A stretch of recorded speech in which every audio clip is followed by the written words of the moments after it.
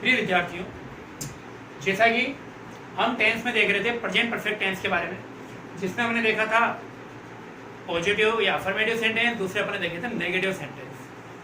तो आगे की वीडियो में बढ़ने से पहले एक बार मैं आप सभी को बता दूं, देखो बच्चों, आपको प्रेजेंट परफेक्ट टेंस जो है यहाँ से शुरू करना है, 1 बाय 1 जैसे मैंने काम किया है सेम ऐसा ही आपको भी अपनी कॉपी में लिखना है। जैसे ही आप ये वाला काम कर लें उसके बाद में आपको ये वाला काम करना है। कहने का मतलब है पहले ये वाला पोर्शन है, उसके बाद में आप ये वाला पोर्शन उतारेंगे और जैसा मैंने लिखा है सेम टू सेम वैसा ही आपको लिखना है।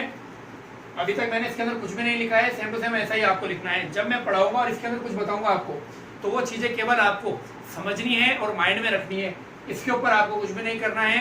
तो अभी मैं कुछ सेकंड के लिए हटूंगा और आप इसका स्क्रीनशॉट ले लें या पोस्ट करके और इस नोट्स को और अपने उतार लें, फिर हम आगे की वीडियो में बढ़ते हैं।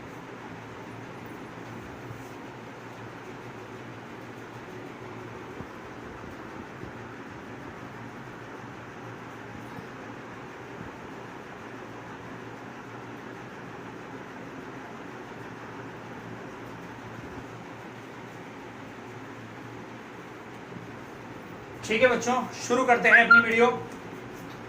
देखो, प्रेजेंट परफेक्ट टेंस की अगर बात करें इंटेरोगेटिव सेंटेंस यानी प्रश्नवाचक में, तो इसमें शुरुआत होगी क्या से, उसके बाद में है लास्ट में जो वर्ड आएगा वो चुका है, चुकी है, चुके हैं, लिया है, लिए हैं, दिया है, दिए हैं, किया है, किए हैं, हुआ है, हुए हैं। जैसे क्या तुम कभी आगरा गए हो, क्या तुमने खाना खा लिया है, क्या वह पढ़ाई कर चुके हैं। इस तरीके के वाक्य बनाए जाएंगे।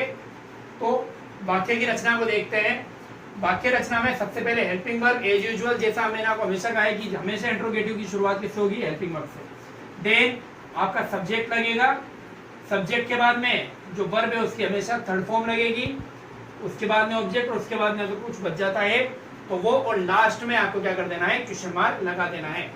हेल्पिंग वर्ब जो है वो सब्जेक्ट के अकॉर्डिंग लगेगा। अगर ही सी इट एक वचन है तब तो लगाएंगे हेज, अगर आई यू वी दे या बहुवचन हो तो लगाएंगे हैव। एग्जांपल से और आपको क्लियर होगा। क्या उन्होंने नाश्ता कर लिया है, उन्होंने के लिए अपन लगाते हैं दे, तो दे के अकॉर्डिंग हेल्पिंग वर्ब आएगी हैव, तो अपन लिखेंगे हैव दे। अब ये जो मैंने हेड लिखा है ये हैव की थर्ड फॉर्म है। जो खाने के लिए अपन ईटन भी लगाते हैं, ठीक है ना, उसी तरीके से हैव भी वर्ब लगाते हैं।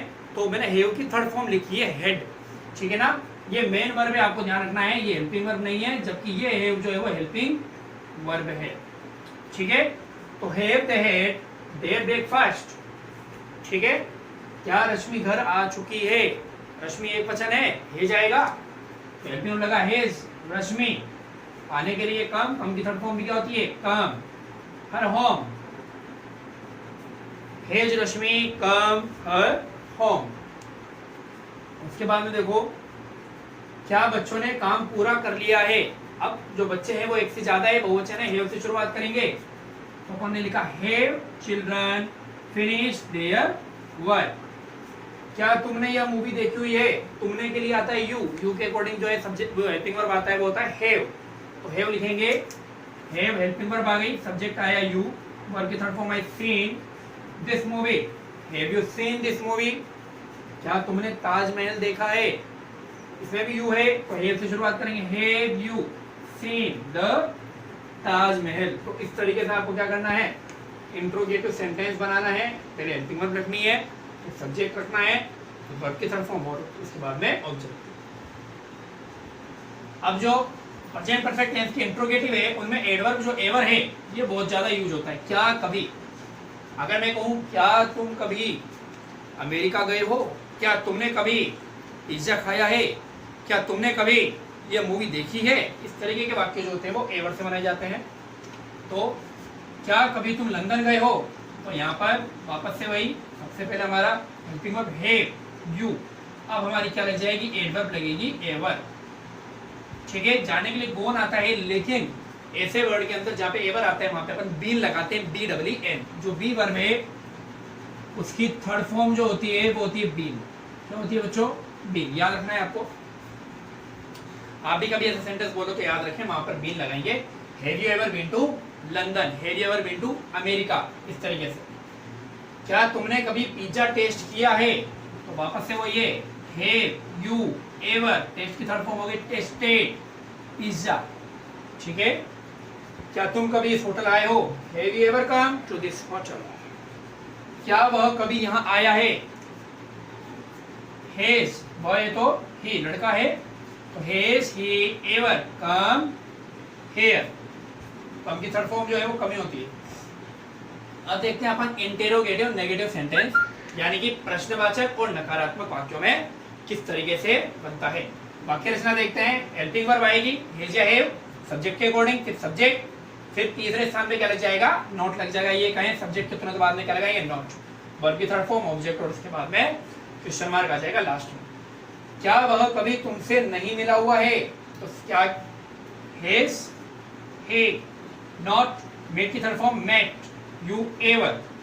ठीक है, जब इस तरीके का वाक्य बनाएंगे तो एवर हमेशा लास्ट में आएगा। क्या उन्होंने खाना नहीं खा लिया है? Have, they not eaten the food, या फिर द मील।